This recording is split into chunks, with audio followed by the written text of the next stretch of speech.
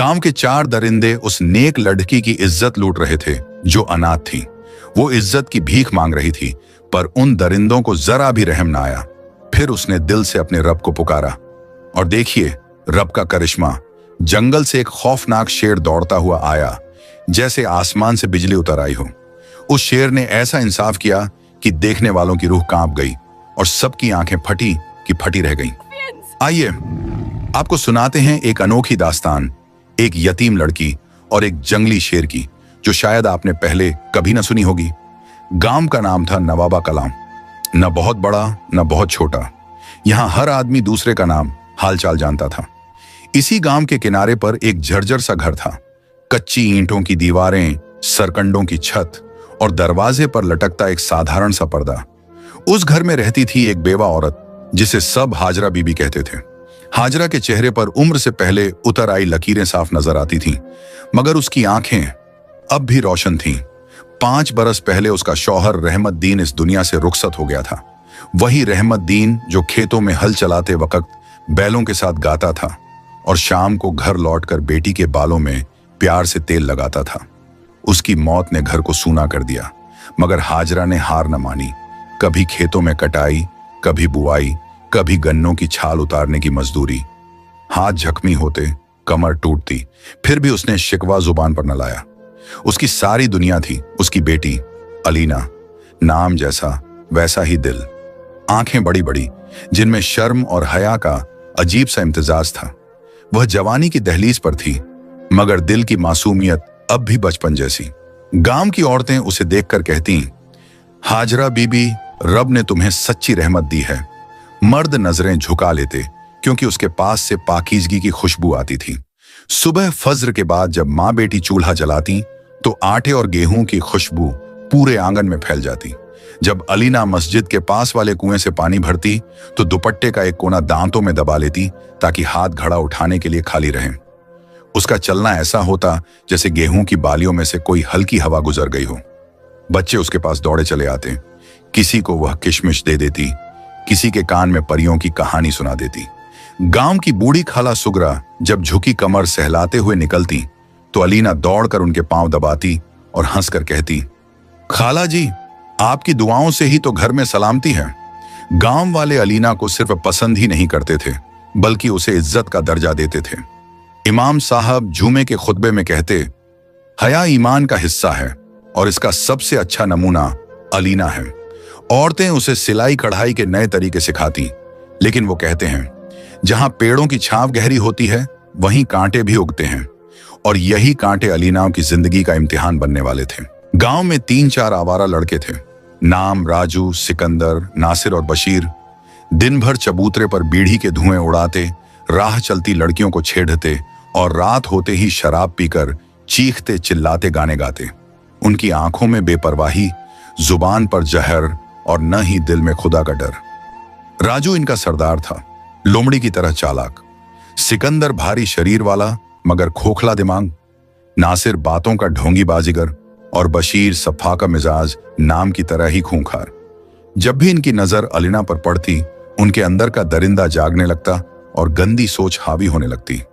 अलीना ने पहले तो इन्हें नजरअंदाज किया। हाजरा बीबी ने समझाया भी, बेटी नजरें नीची रखो, वे आवारा लड्ढाके हैं, उनके मुंह न लगना। एक दिन सिकंदर कुएं के पास आ खड़ा हुआ, जहां लड़कियां पानी भर रही थीं। उसने हंसकर कहा, अलीना, घड़ा भारी है, हम उठा दें? उसकी मुस्कान में मक्कारी थी और आवाज में खरास। अलीना का चेहरा सफेद पड़ गया। उसने दुपट्टे को सीने पर कसते हुए कहा, हम अपना घड़ा खुद उठा लेते हैं। दिन गुजरते गए। राजू ने तो एक दिन रास्ता रोक लिया। आंखों में शिकारी चमक, होंठों पर तिरछी मुस्कान। उसने कहा, सुना है तुम्हारी कढ़ाई गांव में सबसे मशहूर है, हमारे लिए भी एक रूमाल बना दो। अलीना ने उसकी आंखों में झांका, जहां गंदा दाग छुपा था। उसने सीधा जवाब दिया, हम कढ़ाई सिर्फ औरतों के कहने पर करते हैं, मर्दों के लिए नहीं।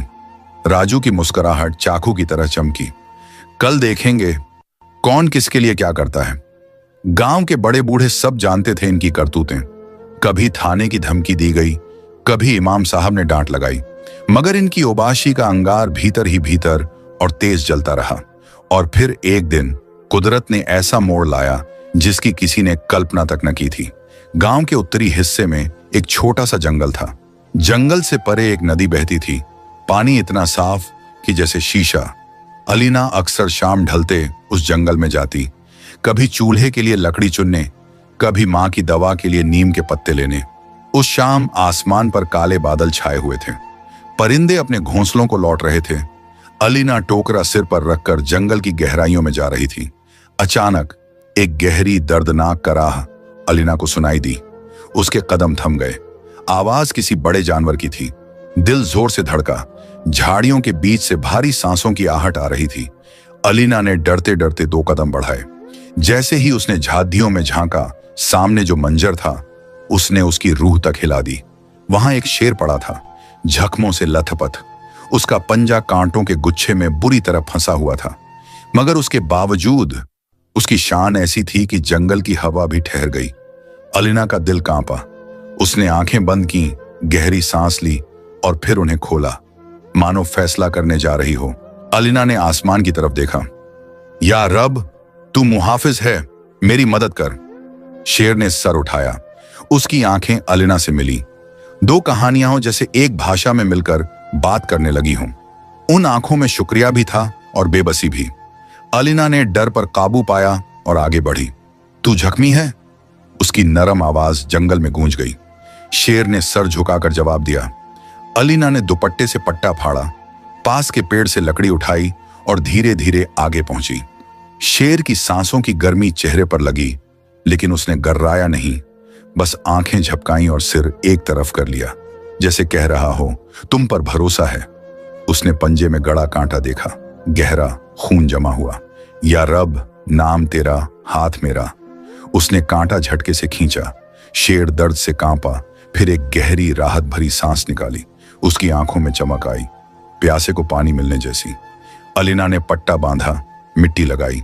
ये ठंडक देगा। शेर ने हल्की गरज में जैसे कहा, समझ गया। वह उठा, लड़खड़ाया, फिर चला। कुछ कदम बाद मुड़ा और अलीना को देखा। उस निगाह में वादा था, खामोश मगर मजबूत। तेरा खर्च जानता हूं, जब पुकारेगी हाजिर रहूंगा। शाम को अलीना घर लौटी। मां ने सिर्फ इतना कहा, अब तन्हा जंगल मत जाना। लेकिन अलीना के दिल में शेर की आंखें चमक रही थीं।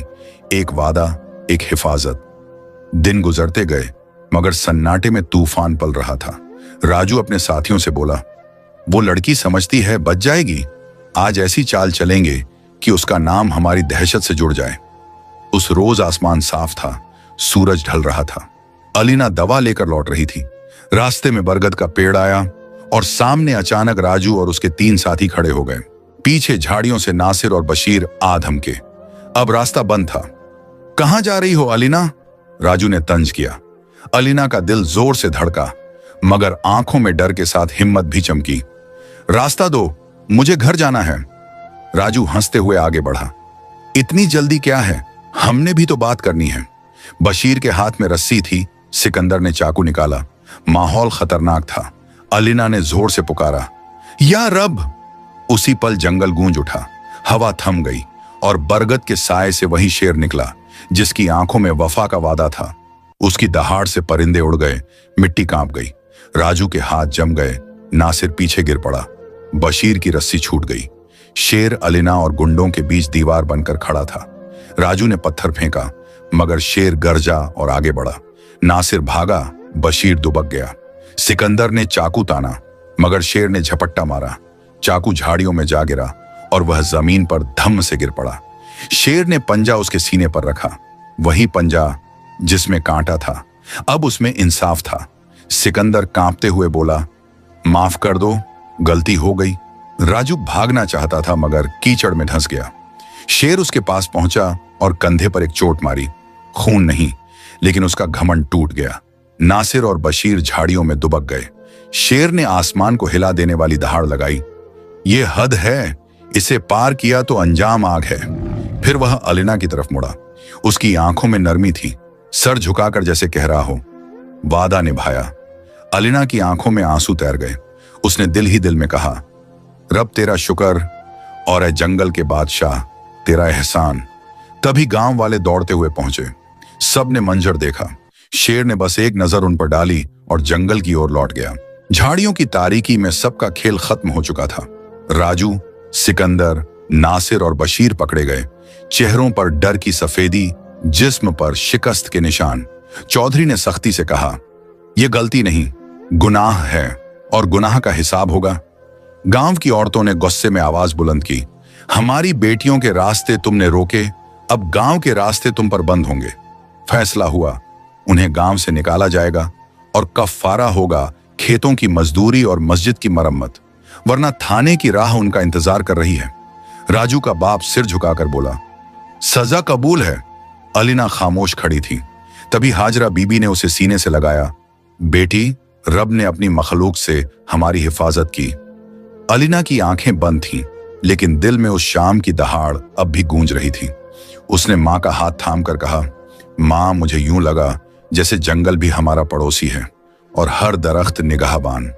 कुछ दिन तक गांव में बस उसी वाकये की चर्चा रही। बच्चे एक दूसरे को बताते, शेर ने कैसे दहाड़ लगाई। बुजुर्ग कहते, रब अपने बंदों की हिफाजत करता है। औरतें अलीना के पास बैठती, उसका हाथ पकड़कर कहती, तुम डरी नहीं, रब ने मदद उतारी। उस शाम हाजरा के घर शुक्राने की खीर पकी। इमाम साहब ने नमाज के बाद दुआ की, या रब्बुल आलमीन, तू हफीज है, तू काफी है, अपने नेक बंदों को कभी तन्हा मत छोड़। अगले रोज अलीना जंगल के किनारे गई। औरतें भी साथ थीं। उसने नजर दौड़ाई। बरगद के नीचे मिट्टी हल्की सी खुरची हुई थी, जैसे किसी भारी कदम का निशान अब भी बाकी हो। अलीना के होंठों पर मुस्कुराहट आई, दिल में रोशनी भर गई। ऐ रब, तूने एक बेजबान को जुबान दी ताकि इंसाफ बोले। राजू और उसके साथियों को मजदूरी पर लगा दिया गया। मस्जिद की दीवारें संवर गईं। मदरसे की छत नई खपरेल से ढक गई। खेतों में पानी की बाढ़ बनाते हुए उनका घमंड पिघल गया। गांव में अब डर नहीं, अमन लौट आया था। अलीना अब भी सुबह कुएं पर जाती, मगर उसके कदम पहले से ज्यादा मजबूत होते। दरख्त अब उसे महज साया नहीं देते थे, निगहबानी भी करते थे। एक रोज हाजरा बीबी की तबीयत बहुत बिगड़ गई। कमर का दर्द कंधों तक चढ़ आया। अलीना बेचैन थी। गांव के हकीम रहमत शाह से दवा लाई, मगर दिल को सुकून न मिला। रात को सब सो गए तो वो चुपके से आंगन में निकल आई। आसमान पर तारे झिलमिला रहे थे। नीम की शाखें हवा में धीमे धीमे हिल रही थीं। उसने चादर ओढ़कर दोनों हाथ उठा दिए। या रब, मां मेरी सब कुछ है, उसकी तकलीफ मेरी जान से भारी है। तूने जंगल में मेरी हिफाजत की थी, आज घर के अंदर मेरी मदद कर। इतना कहा ही था कि नीम की टहनी से एक छोटा सा फल टूटकर उसके सामने गिरा। अलीना के होंठों पर हल्की मुस्कान आई, जैसे आसमान से जवाब उतर आया हो। सुबह होते ही हाजरा बीबी की हालत संभल गई। हकीम रहमत शाह ने कहा, दर्द अब कमजोर है, थोड़ी एहतियात रखोगी तो जल्द आराम मिलेगा। अलीना ने सजदा ए शुक्र अदा किया। उसे यकीन था उसकी दुआ में वही जंगल की सांस शामिल हो गई थी जिसने उसके लिए पहले भी हदें खींची थीं। कुछ दिन बाद की बात है। शाम का वक्त था। हाजरा बीबी चक्की पर बैठी धीरे धीरे सल्लवातें पड़ रही थीं और अलीना चबूतरे पर कढ़ाई कर रही थी। अचानक बच्चों की चीख गूंजी, शेर शेर! अलीना का हाथ ठहर गया। वह दरवाजे तक आई और वाकई सामने वही शेर था, जंगल की तरफ से आता हुआ। उसका कदम धीमा मगर वकार से भरा हुआ। धूप उसके अयाल पर सुनहरी धारियां बिखेर रही थी। गांव वाले सन्नाटे में खड़े रह गए। शेर ने चलते चलते एक पल ठहर कर गांव की तरफ देखा। नजर में एक खामोश सलाम था। फिर वो पलटा और जंगल की ओर बढ़ गया। अलीना की आंखें नम हो गईं। उसके होंठ बुदबुदाए, रब तेरा शुक्र, तूने हमें अपनी मखलूकों के जरिए अमन दिया। नाजरीन, उम्मीद करते हैं कि आज का वाकया आप सबको बहुत पसंद आया होगा। अगर आप मजीद ऐसी ही वाकयात सुनना चाहते हैं तो हमारे चैनल को जरूर सब्सक्राइब कर लें ताकि मजीद आने वाले न्यू वाकयात सबसे पहले आप तक पहुंच सकें। अपना और अपने प्यारे लोगों का बहुत सा ख्याल रखिएगा। अल्लाह हाफिज।